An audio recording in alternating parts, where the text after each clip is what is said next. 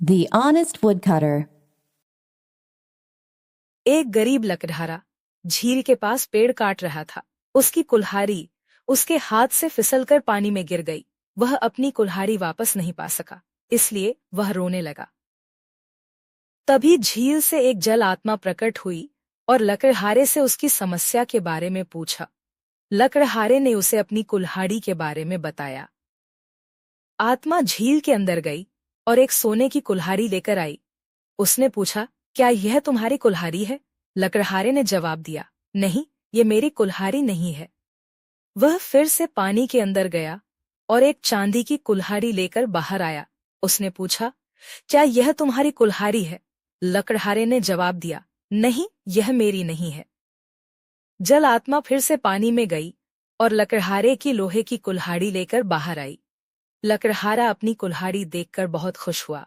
हाँ, यह मेरी कुल्हाड़ी है, उसने कहा। आत्मा लकड़हारे की ईमानदारी से बहुत प्रसन्न हुआ और उसने लकड़हारे को इनाम में 3 कुल्हाड़ियां दे दी। लकड़हारा घर लौटा और अपने पड़ोसियों को सारी बात बताई। उनमें से एक लालची था, जो सोने चांदी की कुल्हाड़ियां चाहता था।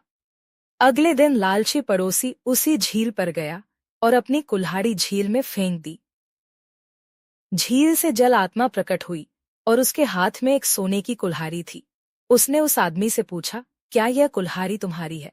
लकड़हारा अपने लालच पर काबू न रख सका और बोला, हाँ, यह मेरी कुल्हाड़ी है। आत्मा को पता चल गया कि वह झूठ बोल रहा है। उसने सोने की कुल्हाड़ी ली और पानी के अंदर गायब हो गई। लालची आदमी ने अपनी एकमात्र कुल्हाड़ी खो दी।